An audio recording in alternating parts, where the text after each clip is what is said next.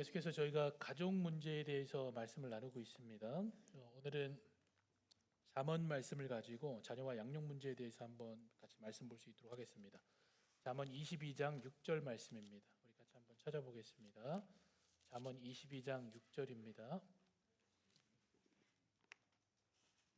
다 찾으셨으면은 우리 같이 읽도록 하겠습니다. 같이 읽겠습니다. 준비 시작. 마땅히 행할 길을 아이에게 가르치라. 그리하면 늙어도 그것을 떠나지 아니하리라. 아멘. 하나님이 우리에게 주신 사명이 있습니다. 우리 모두가 아는 사명이죠. 땅 끝까지 이르러 하나님의 증인이 되라는 그 사명을 우리 모두에게 주신 겁니다. 그래서 복음을 전하는 것이 우리에게 사명입니다.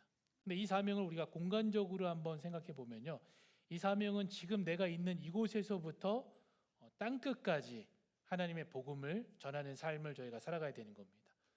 이 사명을 우리가 관계적으로 생각하면요, 내가 속한 모든 관계 속에서 우리는 복음을 전하는 그 사명자로서 저희가 살아가게 돼야 되는 겁니다. 자, 그 중에서도 하나님께서 특별히 우리를 부르셔서 보내신 사명지가 있습니다. 저는 그것을 뭐라고 부르냐면 평생 사역지입니다. 여러분의 평생 사역지가 있습니다. 하나님께서 그것을 여러분으로 보내셨죠. 그것이 어디냐면요, 바로 가정입니다. 그래서 그리스도인에게서 가정은 뭐냐면요, 여러분들이 평생 사역해야 될 하나님이 보내신 여러분의 사역지입니다. 그리고 첫 번째 사역지에서 가장 첫 번째 사역 대상은 누구냐면요, 여러분 자신입니다. 맡은 바 사명에 충실하기 위해서 날마다 하나님의 말씀을 배우고 범사에 순종하는 삶을 저희가 살아가야 됩니다. 하나님의 형상을, 그리고 또 하나님의 어떤 그 계획들을 우리 삶을 통해서 나타내는 그 삶을 살아가야 되는 겁니다. 그리고 그곳에서 배우자에게, 또 자녀들에게, 또 더 나아가서 이웃들에게 하나님의 어떤 증인의 삶의 모습을 여러분께서 보여주셔야 하는 겁니다. 만약에 여러분보다 본인이 생각하시길 때 내 배우자가 믿음이 연약하고 또 믿음이 없는 분이라면은 여러분이 더 희생적으로 사랑하면서 이 복음을 전해야 되는 겁니다. 여러분, 그럴 수밖에 없는 겁니다. 만약입니다, 내가 보내진 그 사역지에서 내 원래 모습이 나타나면요, 여러분을 통해서 예수를 믿을 사람은 아무도 없습니다. 그러니까 여러분 본래 모습이죠, 본래 성격, 이 부분 나타나면요, 여러분 자녀들, 배우자들, 예수님 믿을 사람이 아무도 없는 겁니다. 왜냐하면요, 성경이 우리의 근본적인 모습을 어떻게 그려주고 있냐면요, 창세기 6장 1절에서 2절 말씀, 6절 말씀 속에서 현재 우리의 근본적인 우리 인간의 모습들을 그대로 보여주고 있습니다. 제가 한번 읽어보겠습니다. 6장 1절 말씀입니다. 사람들이 땅 위에 늘어나기 시작하더니 그들에게는 딸들이 나니, 2절입니다. 하나님의 아들들이 사람의 딸들의 아름다움을 보고 자기들이 좋아하는 모든 여자들을 아내로 삼는지라. 5절입니다. 여호와께서 사람의 죄악이 세상에 가득함과 그의 마음으로 생각하는 모든 계획이 항상 악할 뿐을 보시고라고 되어 있습니다. 여러분, 이 모습 안에 우리의 모습이 있는 겁니다. 최소한 우리가 이렇게 말할 수 있죠. 목사님, 그때하고 우리하고는 좀 마음가짐이 다릅니다. 여러분, 근데 하지만 현상도, 그리고 목적도, 그리고 우리의 마음도 다 똑같습니다. 그때보다 사람은 더 늘어났습니다. 인구적으로 보면요, 이때보다 더 늘어난 겁니다. 그리고 우리도 역시 어떻게 하죠? 세상의 아름다움을 보고 마구 자기의 것으로 계속해서 삼습니다. 끊임없이 내 것을 만들어가고 있죠. 그러니 세상이 어떻게 되죠? 어떤 모습인가요? 죄악으로 가득한 모습입니다. 자연이 단 한 번도 회복된 일이 없습니다. 계속해서 멸망해 가고 있는 겁니다. 세상이 더 악해져 가는 거죠. 우리의 마음도 마찬가지죠. 우리의 근본적인 마음의 계획은요, 자기 위주기 때문에 악할 수밖에 없는 겁니다. 그래서 철저하게 이 말씀으로 새롭게 되어지지 않는다면은 나 자신, 그 근본적인 나 자신을 통해서 보여지는 모습은 이런 모습일 수밖에 없는 겁니다. 그럼 뭘 보고 우리가 믿겠습니까? 세상보다 더 못한 모습이 우리 가운데 드러나는데 어떤 분이 여러분을 보고 하나님 나라에 대한 소망을 가지겠습니까? 그래서 날마다 그리스도인들은요, 예수 그리스도를 더 의지할 수밖에 없는 사람들입니다. 예수 그리스도의 모습이, 그의 사랑이, 그의 언어가, 그의 성품이 가정에 나타날 수 있도록 나의 평생 사역지 가운데 사명자로서 복음을 증거하며 살아갈 수 있도록 계속해서 예수 그리스도만 의지하고 내가 죽는 그 삶을 살아갈 수밖에 없는 겁니다. 그리고 이 사역지에서, 평생 사역지에서 두 번째 사역 대상이 누구냐면은 배우자와 자녀가 되는 겁니다. 이 가정에서 내가 원하는 대로 제일 안 되는 게 그 배우자가 아닙니다. 배우자는 돕는 배필이기 때문에 함께하는 사람이죠. 제일 내 맘대로 안 되는 대상이 누구냐면요, 자녀들입니다. 그러니까 자녀 양육은 힘듭니다라고 표현하기가 어렵고요, 그냥 어려운 겁니다. 자녀 양육은 어렵습니다. 부모가 마음대로 자라지 않는 게 자녀들이고요, 또 자녀마다 다르기 때문에 똑같은 방법으로 그 자녀를 양육할 수가 없습니다. 서로 다 다릅니다. 그래서 주변에서 내가 이미 자녀를 다 키웠다고 해가지고 또 경험이 있다고 해가지고 다른 사람들에게 나 때는 이렇게 했다고 그러고 나는 이렇게 했다고 얘기를 하면은 그 관계만 불편해집니다. 도움이 되는 이야기가 아니죠. 불편한 관계가 만드는 겁니다. 왜냐하면은 자녀 교육은 너무나 어렵고 동일할 수가 없기 때문에 그렇습니다. 부모의 입장에서 보면은 힘들죠. 우리 힘들게 하는 이유가 뭐냐면요, 아이들이 내가 원하는 대로 자라지 않기 때문에 그렇습니다. 분명히 우리 아이는 이런 아이가 아닌데 그렇게 성장하지 않는 것을 볼 때마다 우리의 마음이 무거워지는 겁니다. 근데 여기서 우리가 질문해야 될 게 뭐냐면요, 마음이 무거워지는 근본적인 이유가 뭔가입니다. 그 이유는 뭐냐면요, 자녀들이 내가 원하는 대로, 원하는 방향대로 자라거나 성장하지 않기 때문에 그렇습니다. 분명 부모의 입장에서는 자녀를 생각하고 또 당연히 사랑하기 때문에 그 아이에게 이렇게 하라고 얘기를 하는 겁니다. 이렇게 자라야 되는 거고 이것이 가장 좋은 것이라는 것을 알기 때문에 가르쳐 주는 겁니다. 그런데 자녀들은 어떡하죠? 어긋난 길로 걸어가는 겁니다. 부모의 눈에는 분명히 저 길은 미끄러질 거고 넘어지는 게 훤히 다 보이는데 자녀들은 어떻게 하죠? 그 길로 걸어가는 겁니다. 근데 여기서 주목해야 될 것은 뭐냐면요, 그래서 우리의 마음이 무거운 건 알겠는데 그러면은 그 자녀를 가르치는 그 기준과 경험과 그 지식들, 그 길의 기준, 방법의 기준, 그게 누구에게서부터 온 건가입니다. 누구에서부터 온 거죠? 나 자신입니다. 부모들 자신입니다. 그러니까 내가 겪었던 것, 내가 아는 것들을 통해 가지고 아이들에게 뭐라는 거죠? 그 길로 가라고 말하는 겁니다. 엄밀하게 말하면은 아이들이 그냥 내가 원하는 대로 자라야 한다는 겁니다. 그리고 내가 원하는 길로 가라는 겁니다. 물론 여러분이 사랑하기 때문에 그렇다라고 얘기를 할 수 있습니다. 근데 그거를 가리켜서 어른들이 뭐라고 얘기를 하죠? 그게 바로 너 욕심이라고 얘기를 합니다. 자녀를 향한 욕심이라고 얘기를 하는 거죠. 이렇게 양육하는 게 우리 욕심 때문에 그런 겁니다. 여러분, 그 욕심은요, 우리의 사명자의 사명감을 상실하게 하는 욕심입니다. 우리가 사명자로 살아가는데 그 길을 방해하는 게 바로 그 욕심이 되어지는 겁니다. 그 욕심이 뭐냐면 이 노아 시대의 사람들이 갖고 있었던 그 욕심이 되는 겁니다. 이 욕심에는요, 자녀에 대한 배려도 없고요, 존중도 없고요, 그냥 욕심만 있는 겁니다. 사랑도 어떤 사랑이죠? 자녀에 대한 사랑이 아니라 이기적인 나의 사랑으로 자녀를 사랑하는 것밖에 안 되는 겁니다.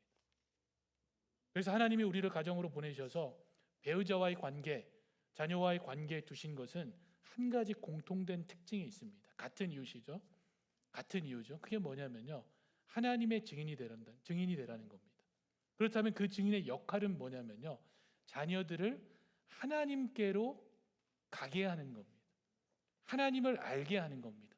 그래서 우리를 그쪽으로 보낸 이유는 뭐냐면요, 자녀들을 하나님을 알게 하고 하나님께로 가게 하기 위해서 하나님께서 우리를 보내신 겁니다. 그래서 우리의 자녀 교육의 목적은 바로 여기에 있어야 되는 겁니다. 이 그림을 잘 보여주는 게 이 마태복음 말씀입니다. 마태복음 19장 13절에서 14절을 보면요, 예수님께로 다가오는 아이들을 막는 장면입니다. 이 제자들이 그 길을 막는 거죠. 그때 사람들이 예수께 안수하고 기도해 주심을 바라고 어린 아이들을 데리고 오매 제자들이 꾸짖건을 예수께서 이르시되 어린아이를 용납하고 내게 오는 것을 금하지 말라. 천국이 이런 사람의 것이니라 하시니. 자, 자녀들을 향한 하나님의 계획이 나타난 장면이 이 장면입니다. 하나님이 자녀들에게 원하시는 그림이 뭐죠? 하나님께 나오는 겁니다. 여기서 온다는 것을 우리가 그림적으로 그려보면요, 마치 하나님 곁에 앉아 있는 모습입니다. 그리고 하나님 품에 안겨 있는 그 모습이죠.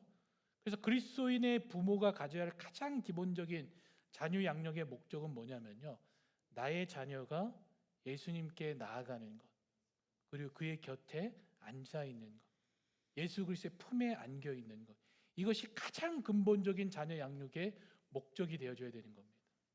그리고 그것을 위해서 우리는 사명자로서 하나님의 증인으로서 그 관계 속에서 그 일에 책임을 다해야 되는 겁니다.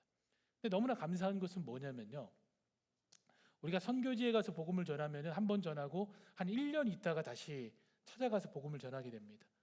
그런데 우리를 보내신 이 사역지, 평생 사역지인 가정은요, 최소 16년에서 25년을 이 자녀들에게 집중적으로 저희가 이 양육을 할 수 있게 되어지는 겁니다. 뿐만 아니라 연결성이 있어가지고 연관되어져 있잖아요. 계속해서 무엇을 할 수 있냐면요, 이 아이들과 복음에 대해서, 말씀에 대해서 나눌 수 있는 그런 장점이 있는 곳이 어디죠? 이 가정이라는 사역지가 되어지는 겁니다. 근데 이렇게 가깝게 오랜 시간 동안 갇힐 수 있다는 것은 장점이 되면서도 단점이 됩니다. 장점은 말씀드린 것처럼 오랜 시간 동안 집중적으로 자녀들을 양육할 수 있는 기회가 주어지는 겁니다. 그래서 시간이 충분하다는 겁니다. 근데 단점은 뭐죠? 모든 면에서 자녀들에게 부모가 말씀의 본이 되어줘야 된다는 겁니다. 여러분들이 말씀의 본이 되어졌을 때 그 주어진 기회 시간 동안에 아이들이 하나님을 바라보게 되는데, 만약에 그 주어진 시간 동안에 여러분들이 자녀에게 본이 안 됐다면은 여러분 자녀들은 어떻게 하죠? 여러분을 핑계로 교회를 안 가는 겁니다. 여러분을 핑계로 하나님을 따르지 않는 겁니다. 우리 자녀들이 예수님을 안 믿는 이유는 다른 이유가 아닙니다. 우리가 본이 안 되었기 때문에 자녀를 예수님을 믿지 않게 되어지는 겁니다. 그래서 교회를 등지고 떠나게 되는 거죠. 이런 경우들을 여러분이 분명히 주변에서 많이 봤을 겁니다. 자, 그렇다면 질문은 뭐냐면요, 우리들의 자녀를 어떻게 양육해야 하는가입니다. 오늘 본문의 잠언이 그것을 구체적으로 우리에게 가르쳐 주는데요, 22장 6절 말씀 다시 한번 같이 읽겠습니다. 다시 한번 같이 읽습니다. 준비 시작. 마땅히 하는 길을 너희에게 가르치라. 그리하면 너도 그것을 떠나지 아니하리라. 자, 여기서 핵심 단어가 어떤 거냐면요, 가르치라라는 단어입니다. 이건 이제 하노크라는 단어인데요, 우리가 일반적으로 그냥 문자적으로 해석하면 이 단어가 훈련시키다입니다. 그래서 영어 성경을 보면은 이 train이라는 단어로 이게 번역되어져 있습니다. 근데 실제 이 단어에 숨겨져 있는 또 다른 비밀은 뭐냐면요, 일생을 바치다라는 의미를 갖고 있는 겁니다. 그럼 두 가지 의미를 생각해서 이 가르치다는 의미는 뭐냐면요, 자녀가 하나님께 일생을 바치기 위해서 훈련시키라는 겁니다. 부모가 자녀들을 가르칠 때 이 자녀가 일생을 바칠 수 있도록, 하나님께 일생을 바치며 살아갈 수 있도록 우리가 훈련하라는 겁니다. 그럼 연령대를 짐작할 수 있는 그 단어가 뭐냐면요, 여기서 사용된 그 아이로 번역되는 단어가 나르라는 단어입니다. 이건 일반적으로 젖 먹는 아이를 지칭할 때 사용되는 단어가 이 단어입니다. 그렇다면은 우리가 젖 먹는 아이라고 하면 1세에서 3세 아이죠. 그럼 그때부터 무엇을 하는 거죠? 이런 훈련을 시키라는 겁니다. 계속해서 이렇게 아이들을 가르치라고 얘기를 하는 겁니다. 하나님께 자신의 일생을 바칠 수 있도록 부모가 자녀를 가르쳐야 되는 겁니다. 그 여기서 마땅히 행할 길이라고 할 때 그 길 딱 하면 저희가 직감적으로 어떤 길이라고 생각하죠? 하나님을 따르는 길이라고 가장 먼저 생각하게 됩니다. 그게 잘못된 게 아닙니다. 왜냐하면 목적이기 때문에 당연히 그 생각을 할 수밖에 없습니다. 근데 이 길은 좀 더 구체적으로 잠언 기자가 적어놓은 겁니다. 어떤 의미를 갖고 있냐면요, 이 길이라는 것은 여기서 길은 직역해서 해석하면은 이렇게 해석이 가능합니다. 그 아이의 길을 따라입니다. 아이들을 평생 훈련하고 훈련시키는데 그 아이의 길을 따라라는 의미입니다.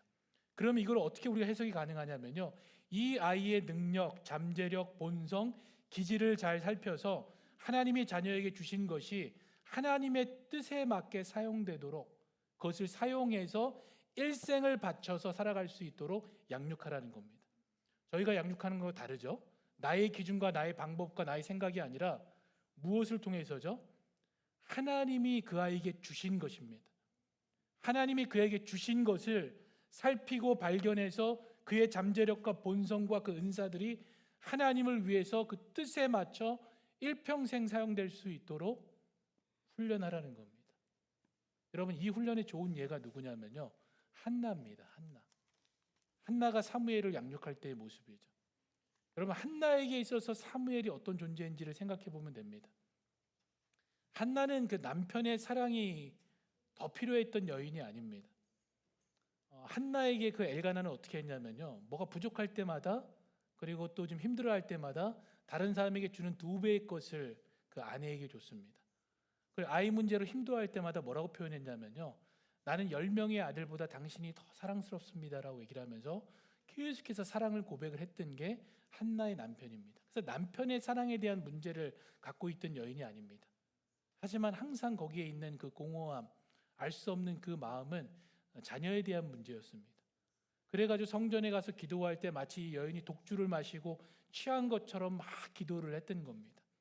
그 정도로 해가지고 얻은 아들이 누구죠? 이 사무엘입니다. 그럼 여러분, 그렇게 얻은 아들이면 얼마나 소중할까요? 한번 상상을 해보세요. 얼마나 소중한 아들일까요?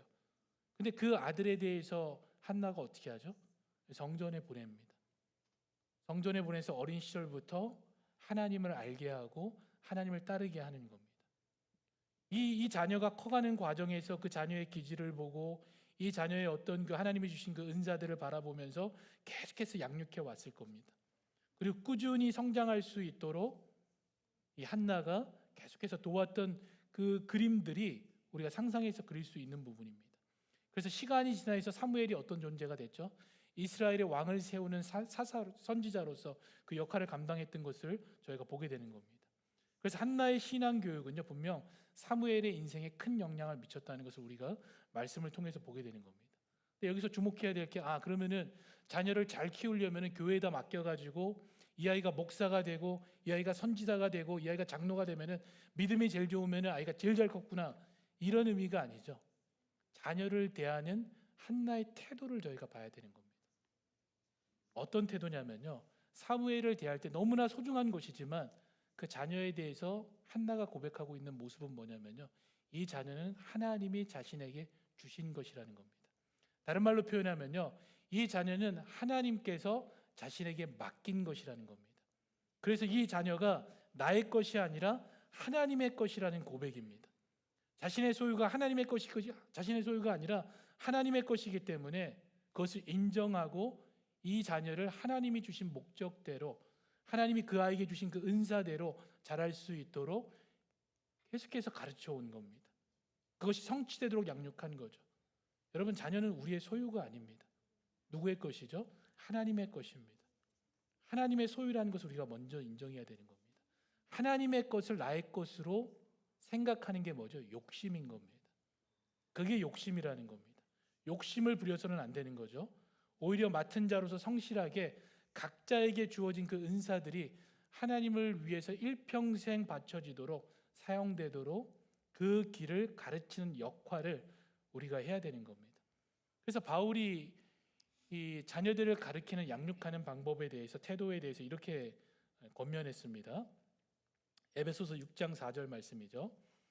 또 아비들아, 너희 자녀들을 노엽게 하지 말고 오직 주의 교훈과 훈계로 양육하라고 했습니다. 이 집안에서 그 아버지를 부를 때 뭐라고 부르냐면요, 최고의 권위자라고 부릅니다. 가정 심리학에서 그래서 아버지들은 그 자체가, 아버지라는 그 자체가 권위자라고 얘기를 합니다. 그래서 보이지 않는 권위, 다른 말로 표현하면 힘이 그 자녀들에게 영향을 미치게 됩니다. 근데 자녀들을 양육할 때 그 힘을 가지고 그 강함을 아이들을 제압하는 데 시도를 한다면요, 당시 어린아이들은 어렸을 때 어떻게 하죠? 그 강한 힘에 억눌려서 아버지께 순종하는 것처럼 굴복하는 시간을 이 아이들이 가지게 되는 겁니다. 근데 시간이 지나서 아이들이 성장하면 어떻게 되죠? 자신이 힘이 있기 때문에 더 이상 아버지께 굴복하지 않는 겁니다. 그래서 아버지와 아들 관계가 어려운 이유가 뭐냐면요, 그 힘의 대결 때문에 그렇습니다. 그래서 그것을 굴복하지 않는 거죠. 그로 인해서 아버지를 어떻게 하는 거죠? 외면하게 되는 겁니다. 그래서 어른들이, 이 아버지들이 가장 힘든 게 뭐죠? 외로움입니다. 주변에 자녀가 없다는 것은 뭐냐면요, 그 자녀를 양육할 때 내가 가진 그 권위로, 그 강함으로 굴복시켰기 때문에 그런 겁니다. 대표적인 게 뭐죠? 돈을 가지고 아이들을 좌지우지했던 겁니다. 뿐만 아니라 또 어떤 걸 가지고 얘기를 하죠? 체벌을 가지고 아이들을 좌지우지했던 겁니다. 협박성이죠. 그거는 양육이 아니라 협박을 한 겁니다. 그렇기 때문에 그 당시는 굴복했지만 아이들이 성장하면서 그것을 외면하는 겁니다. 그래서 기본적으로 우리가 자녀를 가르칠 때 가져야 될 태도는 뭐냐면요, 말씀드린 것처럼 이 자녀는 하나님께서 우리에게 맡기셨다는 것을 인정하는 태도입니다.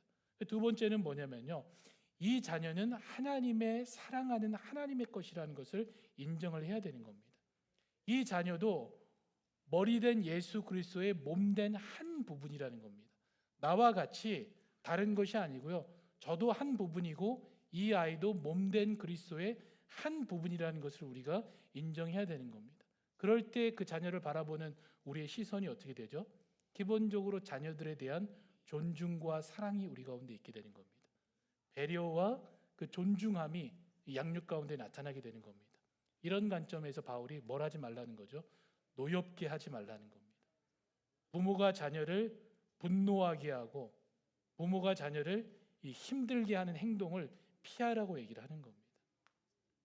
한국적인 관점에서는 말도 안 되는 이야기죠. 어디 감히 자녀가 어른에게 그렇게 할 수 있느냐. 근데 성경은 뭐라고 얘기를 하냐면요, 이 자녀들에게 양육할 때 엄격한 훈련이나 비합리적인 요구, 권위의 남용 등을 행하지 말라고 가르칩니다. 도리어 자녀들에게 자녀의 관점에서 생각하고 이해하고 하나님께서 이 아이들에게 주신 것들을 스스로 발견하고 하나님을 위해서 사용되어지는데 더 큰 관심을 가르치라고 하는 겁니다. 그래서 하나님께서 이스라엘 백성들에게 자녀 교육을 명하셨을 때 이 명령을 주셨습니다. 우리 모두에게 주어진 명령입니다. 자녀 교육의 가장 기본이 되는 그 말씀이죠. 신명기 6장 6절에서 7절입니다. 우리 같이 한번 읽어보겠습니다. 신명기 6장 6절에서 7절입니다. 같이 읽겠습니다. 준비 시작. 오늘 내가 내게 명하는 이 말씀을 너는 마음에 새기고 내 자녀에게 부지런히 가르치며 집에 앉아 있을 때든지 길을 갈 때든지 누워 있을 때든지 이 말씀을 강론할 것이며. 이 말씀에 보면은 자녀들을 올바르게 양육하는 길은 우리의 경험이 아닙니다. 여러분의 지식이 아니죠. 세상의 성공주의가 아닙니다. 어떤 길이라고 표현하죠? 하나님의 말씀입니다.